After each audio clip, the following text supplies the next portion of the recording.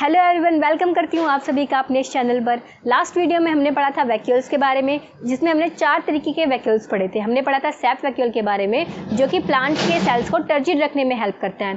Second vacuole हमने पढ़ा था फूड वैक्यूल के बारे में, जो कि उन वाले ऑर्गेनिजम्स में देखने को मिलता है जो अपना फूड या कोई भी सब्सटेंस इनगल्फ करके अपने अंदर लेते हैं, जैसे कि अमीबा हो गया, है ना। अमीबा स्यूडोपोडियल मूवमेंट दिखाता है और अपने फूड को इनगल्फ करके अपने सेल के अंदर ले जाता है। इसके अलावा मैक्रोफेज सेल्स में भी हमें फूड वैक्यूल देखने को मिल जाता है, और हमारी बॉडी की जो WBC होती है उसमें भी कुछ ऐसा ही मूवमेंट होता है। और हमने पढ़ा था कॉन्ट्रैक्टाइल वैक्यूल के बारे में। जो कॉन्ट्रैक्टाइल वैक्यूल होता है वो कहाँ देखने को मिलता है? उन ऑर्गेनिजम्स में जो कि फ्रेश वाटर ऑर्गेनिजम्स हैं। उनके सेल्स में प्रॉब्लम क्या आती थी कि उनके सेल्स में एक्स्ट्रा वाटर भर जाता था, क्योंकि वो फ्रेश वाटर ऑर्गेनिजम्स से बाहर सॉलिड की कंसंट्रेशन कम रहती थी, उनके सेल्स के अंदर सॉलिड की कंसंट्रेशन ज़्यादा हो जाती थी, जिसकी वजह से उनके सेल के अंदर पानी भर जाता था। तो एक्स्ट्रा वाटर के रिमूवल के लिए क्या होता था? Contractile vacuole. इसका एग्जाम्पल था हमारा यूग्लेना। नेक्स्ट वैक्यूल हमने पढ़ा था गैस वैक्यूल के बारे में। जो गैस वैक्यूल था वो मैंने बताया था कि यूकेरियोट्स में नहीं मिलता है, प्रोकैरियोट्स में देखने को मिल जाता है। प्रोकैरियोट्स में भी सब में नहीं मिलता है, सिर्फ कुछ कुछ बैक्टीरिया में देखने को मिलता है। आज हम पढ़ने जा रहे हैं एक बहुत ही इंपॉर्टेंट ऑर्गेनेली के बारे में, जिसके बारे में आपने पहले भी सुन रखा होगा। क्या नाम है उसका? माइटोकॉन्ड्रिया। जो माइटोकॉन्ड्रिया है हमने पहले भी पढ़ा है कि mitochondria is a power house of a cell. क्यों कहते हैं इसे power house of a cell? आज हम जानेंगे इसके बारे में। आइए देखते हैं माइटोकॉन्ड्रिया के बारे में। माइटोकॉन्ड्रिया अगर सिंगल माइटोकॉन्ड्रिया है तो इसे हम क्या बोलेंगे? माइटोकॉन्ड्रियन। ठीक है, सिंगुलर होता है माइटोकॉन्ड्रियन और प्लूरल होता है माइटोकॉन्ड्रिया। अब देखिए, जो माइटोकॉन्ड्रिया है, अगर आप चाहेंगे कि उसे आप लाइट माइक्रोस्कोप से देख ले तो नहीं दिखता है। क्यों? क्योंकि वो कलरलेस होता है, उसमें कोई भी पिगमेंट नहीं होता है। जनरली माइटोकॉन्ड्रिया को प्लास्टिड यानी कि क्लोरोप्लास्ट से रिलेट करके पढ़ा जाता है। जो क्लोरोप्लास्ट है वो उसके पास पिगमेंट प्रेजेंट होते हैं, इसीलिए उसको लाइट माइक्रोस्कोप से आराम से देखा जा सकता है। और जो माइटोकॉन्ड्रिया है वो लाइट माइक्रोस्कोप से नहीं दिखता है। क्यों? क्योंकि वो कलरलेस होता है, उसके अंदर ऐसा कोई भी पिगमेंट वगैरह प्रेजेंट नहीं होता है। तो इसीलिए माइटोकॉन्ड्रिया को अगर आप लाइट माइक्रोस्कोप से देखना चाहते हैं तो उसे स्टेन करने की जरूरत पड़ेगी, नीड स्टेनिंग। क्यों? क्योंकि ये कलरलेस होता है, so need staining to see in light microscope. अब देखिए, अब ये तो आपके NCERT में है नहीं कि किस स्टेन से स्टेन किया जाता है, फिर भी नाम जान लीजिए। एक स्टेन होता है जिसका नाम होता है James green B. James green B, इस स्टेन से माइटोकॉन्ड्रिया को स्टेन किया जाता है और उसे देखा जाता है। स्टेन मतलब कलर कर देना, उसको किसी डाई से उसे कलर कर देना, और उसके बाद उसको माइटोकॉन्ड्रिया को लाइट माइक्रोस्कोप के अंदर देखते हैं, तब वो जाके विजिबल हो जाता है। अब देखते हैं हम इसके शेप और साइज के बारे में। साइज की बात करें अगर, तो इसकी जो लेंथ है वो 1 to 4 माइक्रोमीटर होती है, और जो डायमीटर है वो 0.5 माइक्रोमीटर की होती है। शेप की बात करते हैं, ये ट्यूबुलर, सिलेंड्रिकल या फिर सॉशल शेप का होता है, मतलब देखने में किसी ट्यूब जैसा लगेगा। ठीक, अब देखिए इसका जो नंबर है माइटोकॉन्ड्रिया किस सेल में कितने अमाउंट में प्रेजेंट होगा, किस बात पे डिपेंड करता है कि वो सेल किस तरीके की कितनी फिजियोलॉजिकल एक्टिविटी में इन्वॉल्व है, या फिर वो कितना ज़्यादा एक्टिव है। जो सेल जितना ज़्यादा एक्टिव होगा, जितना ज़्यादा काम कर रहा होगा, उस सेल में उतना ज़्यादा माइटोकॉन्ड्रिया देखने को मिलेगा। फॉर एग्जाम्पल, जो हमारा हार्ट है ना, कहते हैं कि हार्ट कभी थकता नहीं है, मतलब हमेशा काम करता रहता है। तो इतनी सारी एनर्जी उसे कहाँ से मिलती होगी? Through mitochondria. माइटोकॉन्ड्रिया उसके अंदर बहुत ज़्यादा मिलता है। और जैसे स्पर्म सेल्स हो गए, है ना, वो उसको भी कितनी मूवमेंट करनी पड़ती है, तो उसमें भी माइटोकॉन्ड्रिया ज़्यादा देखने को मिलेगा। बर्ड्स की जो फ्लाइट मसल्स है उसके अंदर भी माइटोकॉन्ड्रिया ज़्यादा अमाउंट में देखने को मिलेगा। यानी कि कोई भी सेल, अगर आप चाहें तो अपने हिसाब से भी एग्जाम्पल बना सकते हैं, कोई भी सेल जिसके अंदर एक्टिविटी ज़्यादा हो रही है उसके अंदर माइटोकॉन्ड्रिया वैसे तो सारे सेल में प्रेजेंट होगा, लेकिन अगर कोई सेल है जो ज़्यादा फिजियोलॉजिकल एक्टिविटी कर रहा है, ज़्यादा एक्टिविटी में इन्वॉल्व है, तो उस सेल्स में माइटोकॉन्ड्रिया ज़्यादा अमाउंट में देखने को मिलता है।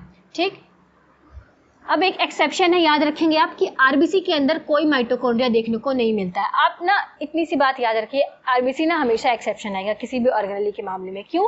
क्योंकि आरबीसी में कोई भी ऑर्गेनेली देखने को मिलती ही नहीं है। ठीक है, आरबीसी के अंदर सिर्फ हीमोग्लोबिन होता है। अब एक क्वेश्चन ये भी आ सकता है, लॉजिकल क्वेश्चन है कि भाई क्यों आरबीसी के अंदर कोई भी ऑर्गेनेली नहीं होती है। आप ये बात ध्यान रखिए कि आरबीसी को ऑक्सीजन ट्रांसपोर्ट करना होता है हमारी पूरी बॉडी में। ठीक, हीमोग्लोबिन में ऑक्सीजन बाउंड होता है और पूरी बॉडी में ट्रांसपोर्ट होता है। अगर आरबीसी के अंदर कोई ऑर्गेनेली हुई तो हर एक ऑर्गेनेली को ऑक्सीजन की ज़रूरत पड़ती है, हर एक को एनर्जी चाहिए होती है, तो वो क्या करेगा? ऑक्सीजन पहले यूज़ कर लेगा, है ना। जो ऑक्सीजन ट्रांसपोर्ट करना है आरबीसी को, वो ऑक्सीजन तो सेल में यूज हो जाएगा क्योंकि उसके अंदर ऑर्गेनेली प्रेजेंट है। इसीलिए आरबीसी के अंदर कोई भी ऑर्गेनेली प्रेजेंट नहीं होती है, विदाउट ऑर्गेनेली होता है। उसके अंदर सिर्फ हीमोग्लोबिन प्रेजेंट होता है और हीमोग्लोबिन ऑक्सीजन का ट्रांसपोर्ट करता है। तो ये बात हमेशा आप याद रखिएगा। अगर आप कोई भी ऑर्गेनेली पढ़ रहे हैं, माइटोकॉन्ड्रिया पढ़ रहे हैं, क्लोरोप्लास्ट पढ़ रहे हैं, वैक्यूल पढ़ रहे हैं, कुछ भी पढ़ रहे हैं, हमेशा आपके में ये एक्सेप्शन आएगी कि आरबीसी के अंदर ये वाली चीज़ प्रेजेंट नहीं है। रीज़न अब आपको पता है क्यों नहीं प्रेजेंट है, क्योंकि अगर उसके अंदर कोई भी ऑर्गेनेली प्रेजेंट होगी तो वो ऑक्सीजन का यूज़ कर लेगी, और जब पहले ही ऑक्सीजन यूज़ हो जाएगा तो हमारी बॉडी में ट्रांसपोर्ट कैसे होगा, है ना। तो इसीलिए आरबीसी के अंदर कोई भी ऑर्गेनेली प्रेजेंट नहीं होती, इसीलिए माइटोकॉन्ड्रिया भी प्रेजेंट नहीं होता है। अब देखते हैं, हाँ, फ्लाइट मसल सेल्स में very large number of mitochondria देखने को मिलता है। जो सेल्स ज़्यादा फिजियोलॉजिकल एक्टिविटी शो करते हैं उनके अंदर भी ज़्यादा नंबर ऑफ माइटोकॉन्ड्रिया देखने को मिलता है। अब देख लेते हैं हम इसकी स्ट्रक्चर, माइटोकॉन्ड्रिया कैसा होता है। देखिए, जनरली जो ऑर्गेनेलीज हैं आपके पास वो सिंगल मेम्ब्रेन बाउंडेड ऑर्गेनेल है। जब मैंने वीडियो की शुरुआत, जब मैंने चैप्टर पढ़ाना शुरू किया था, तब मैंने बताया भी था कि कुछ ऑर्गेनेली ऐसी होती हैं जो सिंगल मेम्ब्रेन बाउंडेड होती हैं, कुछ ऐसी होती है जो डबल मेम्ब्रेन बाउंडेड होती है, जिसमें आपको मैंने माइटोकॉन्ड्रिया का और प्लास्टिड का भी एग्जाम्पल दिया था। अब देखते हैं, माइटोकॉन्ड्रिया जो है वो डबल मेम्ब्रेन बाउंडेड ऑर्गेनेल होती है। इसके अंदर एक आउटर मेम्ब्रेन प्रेजेंट होता है। मेम्ब्रेन जनरली देखेंगे आप लिपिड के ही बने होते हैं, आउटर मेम्ब्रेन का बना होता है, और ये ज़्यादा परमिएबल होता है। परमिएबल इन सेंस कि इसके अंदर से चीज़ें आ सकती हैं, जा सकती हैं। कैसे जा सकती हैं? इसके पास पोर्स प्रेजेंट होते हैं। जो आउटर मेम्ब्रेन है उसके पास पोर्स प्रेजेंट होते हैं, इसीलिए ये ज़्यादा परमिएबल होता है in compare to inner membrane. जो इनर मेम्ब्रेन है वो लेस परमिएबल होती है। ठीक, अब देखते हैं, जो आउटर मेम्ब्रेन है और जो इनर मेम्ब्रेन है उसके बीच में जो स्पेस है उसको हम बोलते हैं आउटर चैम्बर। ठीक, जो आउटर मेम्ब्रेन है और जो इनर मेम्ब्रेन है उसके बीच में जो स्पेस प्रेजेंट है, ये वाला एरिया, इसको हम बोलते हैं आउटर चैम्बर या फिर आउटर इन्वेलप या फिर इंटर मेम्ब्रेन स्पेस। दो मेम्ब्रेन के बीच में पाया जाने वाला स्पेस उसको हम इंटर मेम्ब्रेन स्पेस भी कहते हैं, या आउटर इन्वेलप या फिर आउटर चैम्बर भी कहते हैं। इसके अंदर कुछ प्रोटॉन्स वगैरह प्रेजेंट होते हैं। क्यों? क्योंकि एटीपी की फॉर्मेशन करनी होती है। ये प्रोटॉन जब मूव करते हैं ना तभी एटीपी बनता है थ्रू इलेक्ट्रॉन ट्रांसपोर्ट सिस्टम, वो भी मैं अभी पढ़ाऊंगी। देखिए, इसके अलावा क्या होता है, इसके पास ये तो होगी इसकी आउटर मेम्ब्रेन, और ये वाली जो है वो होती है इसकी इनर मेम्ब्रेन। जो ये वाली मेम्ब्रेन आपको दिख रहे हैं ये होती है आपकी इनर मेम्ब्रेन। अब देखिए, ये जो है इसको बोलते हैं हम इनर चैम्बर। ये था आपका आउटर चैम्बर और ये है आपका इनर चैम्बर। ठीक, इनर चैम्बर में ही आपका मैट्रिक्स प्रेजेंट होता है माइटोकॉन्ड्रिया का। और माइटोकॉन्ड्रिया की मैट्रिक्स में क्या क्या प्रेजेंट होता है? एक तो इसके अंदर सर्कुलर डीएनए प्रेजेंट होता है, इसके अलावा 70S टाइप का राइबोसोम प्रेजेंट होता है और आरएनए प्रेजेंट होता है। आपको ऐसा नहीं लग रहा कि मैं बैक्टीरिया के बारे में बात कर रही हूँ, है ना। बैक्टीरिया में भी तो सर्कुलर डीएनए होता था और 70S टाइप का राइबोसोम होता था। तो सेम ऐसा ही होता है कुछ कि जो इसकी मैट्रिक्स होती है उसके अंदर भी सर्कुलर डीएनए प्रेजेंट होता है और 70S राइबोसोम प्रेजेंट होता है। तो इसीलिए हम कह देते हैं कि हल्का हल्का इसका जो सर्कुलर डीएनए और 70S राइबोसोम में कुछ कुछ बैक्टीरिया जैसे होता है। इसे आप एक न्यूमोनिक्स की तरह याद रख लीजिए कि जो माइटोकॉन्ड्रिया की मैट्रिक्स के अंदर प्रेजेंट डीएनए और राइबोसोम है वो बैक्टीरिया के जैसा होता है, यानी कि सर्कुलर डीएनए होता है और 70S टाइप का राइबोसोम होता है। ठीक, इसके अलावा आरएनए भी प्रेजेंट होता है। डीएनए है तो आरएनए भी होगा ही। अब देखिए, जो इसकी इनर मेम्ब्रेन है वो क्रिस्टे का फॉर्मेशन करती है। जो ऐसे ऐसे करके ग्रुप्स ऐसे बने होते हैं ना, इसको हम क्रिस्टे कहते हैं। क्रिस्टे क्यों चाहिए? आपको सरफेस एरिया इंक्रीज करना है। देखिए, अगर तो कोई चीज़ ऐसे फ्लैट पड़ी है, ठीक, तो ये जगह भी ज़्यादा लेगी और इसके ऊपर आप ज़्यादा चीज़ें अटैच भी नहीं कर पाओगे। लेकिन ये इतनी ही जगह है, अब मैं क्या कर रही हूँ, ऐसे ऐसे फोल्डिंग कर दे रही हूँ, जगह उतनी ही ले रही है, लेकिन फ़ायदा क्या हो रहा है कि अब इस पर आप ज़्यादा चीज़ें अटैच कर पाओगे, है ना। अब इस पर आप ज़्यादा चीज़ें अटैच कर पाओगे, इस पर थोड़ी बहुत चीज़ें अटैच कर पा रहे थे। तो इसीलिए क्या होता है, इसका इनर मेम्ब्रेन जो है वो थोड़ा फोल्डेड होता है। उस फोल्डिंग्स को हम क्या कहते हैं? क्रिस्टे कहते हैं। क्यों? ताकि इसके ऊपर एंजाइम्स वगैरह अटैच हो पाए। एंजाइम्स कैसे? इलेक्ट्रॉन ट्रांसपोर्ट सिस्टम के एंजाइम्स। जो इलेक्ट्रॉन ट्रांसपोर्ट सिस्टम के एंजाइम्स है ये किस में इन्वॉल्व होते हैं? रेस्पिरेशन के अंदर। अब देखिए, होता क्या है एक्चुअल में, क्या होता है, जब भी आप खाना खाते हैं तो आपके शरीर के अंदर ग्लूकोज वगैरह एंटर करता है ना।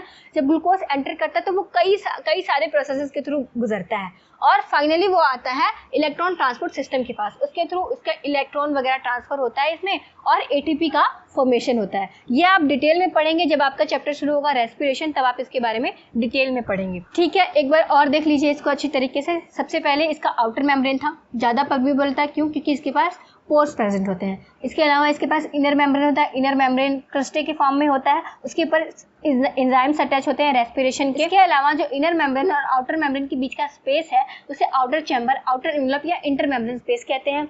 ये हमारी इनर मेम्ब्रेन होती है और जो इसका मैट्रिक्स होता है उसके अंदर सर्कुलर डीएनए, 70s टाइप का राइबोसोम और आरएनए देखने को मिलता है। ये स्ट्रक्चर होगी आपकी माइटोकॉन्ड्रिया। तो तब से मैं कह रही हूँ रेस्पिरेशन एक्चुअल में रेस्पिरेशन होती क्या है, रेस्पिरेशन में होता क्या है। एक सिर्फ आप ओवरव्यू ले लीजिए, डिटेल में तो आप पढ़ेंगे रेस्पिरेशन वाले चैप्टर में ही, पर अभी आप एक ओवरव्यू ले लीजिए। होता क्या है रेस्पिरेशन में, सबसे पहले तो आप जब भी खाना खाते हैं तो जो भी ग्लूकोज वगैरह है वो आपके सेल के साइटोप्लाज्म में एंटर करेगा। अब साइटोप्लाज्म में एक प्रोसेस होता है ग्लाइकोलिसिस नाम का।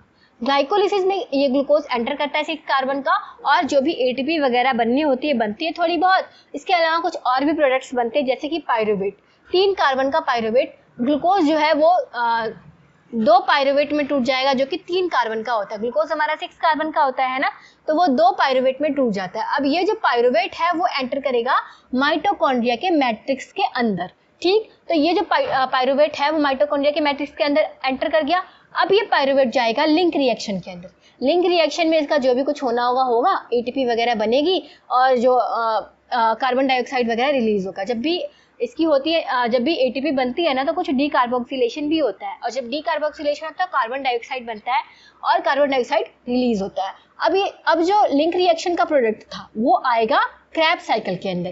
क्रैब्स साइकिल में जो भी कुछ उसका बनना होगा एटीपी वगैरह बनेगा, एफएडी भी बनता है, NADH2 भी बनता है। ये सारे के सारे जो एटीपी है वो तो तुरंत यूज हो जाएगी। एटीपी हमारे बॉडी की एनर्जी करेंसी होती है, यानी कि वो कहीं पे भी चलती है और उसी से हमें एनर्जी मिलती है। बाकी जो इन रिएक्शंस में एफएडी वगैरह बनेगा, NADH2 बनेगा, उससे एनर्जी बाद में बनती है थ्रू इलेक्ट्रॉन ट्रांसपोर्ट सिस्टम। यहाँ पे जो मैं बता रही थी कि एंजाइम्स लगे हुए हैं रेस्पिरेशन के लिए, वो क्या है, ये जो एफएडी आएगा, NADH2 वगैरह इनसे बन के आएगा, वो आएगा इन इलेक्ट्रॉन ट्रांसपोर्ट सिस्टम के ऊपर, और यहाँ पे वो इलेक्ट्रॉन देगा। वो जो प्रोडक्ट्स बन के आए ना वो इलेक्ट्रॉन देंगे इनको, और इन इलेक्ट्रॉन्स का इसके ऊपर ट्रांसपोर्ट होगा, इसके ऊपर बार बार ट्रांसपोर्ट होगा, और फिर फाइनली क्या होगा, इसमें एटीपी बननी चालू हो जाएगी और एटीपी बन जाएगा और हमारे सेल को एटीपी मिलेगी, एनर्जी मिलेगी। तो होता क्या है, हमने क्यों कहा माइटोकॉन्ड्रिया को power house of a cell, क्योंकि माइटोकॉन्ड्रिया जो है वो एटीपी का फॉर्मेशन करता है, और एटीपी हमें क्यों चाहिए, हमारे सेल को काम करवाने के लिए चाहिए।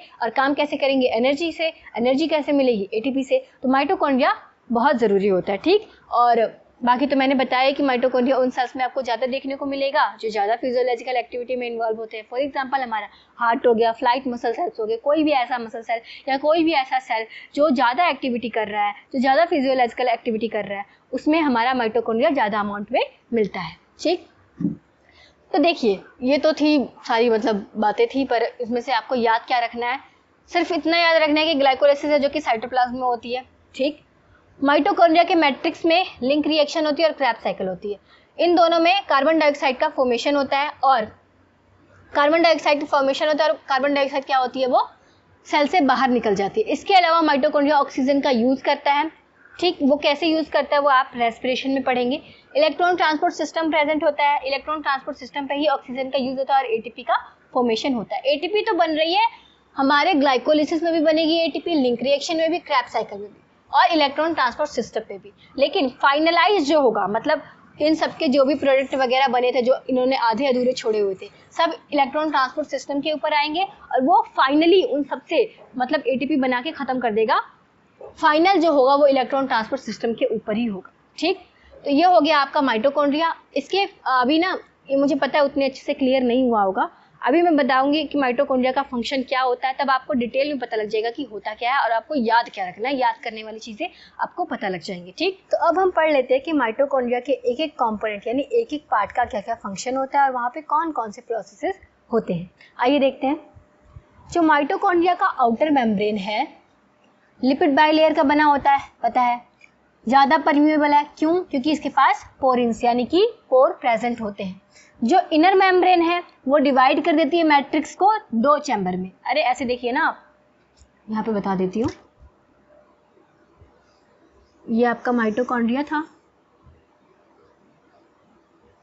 ये थी आपकी इनर मेम्ब्रेन, और ये था आपका आउटर मेम्ब्रेन।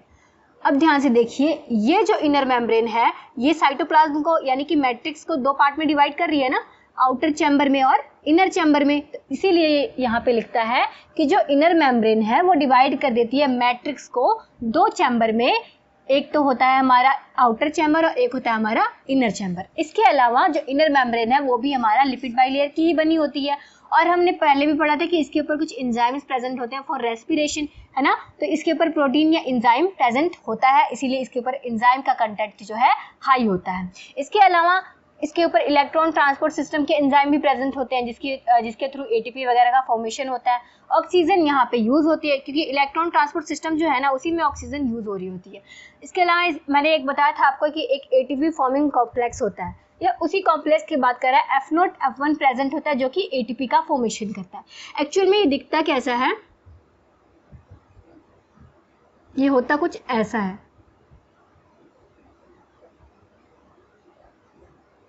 ये हो जाता है अपना F0 और ये होता है अपना F1, ठीक है। तो ऐसा होता है कुछ ये एटीपी फॉर्मिंग कॉम्प्लेक्स। होता क्या है कि यहाँ पे जो प्रोटॉन प्रेजेंट होते हैं इसके इनर चैम्बर में, ये प्रोटॉन इसके थ्रू बाहर मूव करते हैं और इसका हेड का कॉन्फ़िगरेशन चेंज हो जाता है। तो इसकी वजह से क्या होता है, एटीपी का फॉर्मेशन होता है। सबसे पहले प्रोटॉन इसके मैट्रिक्स में प्रेजेंट होते हैं अंदर वाले इनर चैम्बर में, और ये जब इसके थ्रू मूव करेंगे और आउटर चैम्बर में आ जाएंगे तो इसका कॉन्फ़िगरेशन चेंज आएगा, जिसकी वजह से एटीपी का फॉर्मेशन हो जाएगा, ठीक। तो अब यहाँ पे H+ यानी कि प्रोटॉन की कंसंट्रेशन बढ़ जाएगी इसके आउटर चैम्बर में। तो अब यहाँ पे ध्यान दीजिए क्या लिखा हुआ है, इतना हो गया। जो इनर मेम्ब्रेन है वो मैट्रिक्स को दो चैम्बर में डिवाइड करती है, आउटर चैम्बर में और इनर चैम्बर में।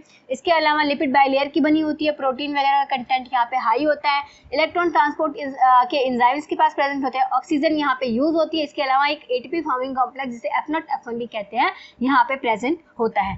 अब देखते हैं हम इंटर मेम्ब्रेन स्पेस के बारे में। इंटर मेम्ब्रेन स्पेस किसको कहा था, आउटर चैम्बर को, इस वाली जगह को इंटर मेम्ब्रेन स्पेस कहा था, ठीक।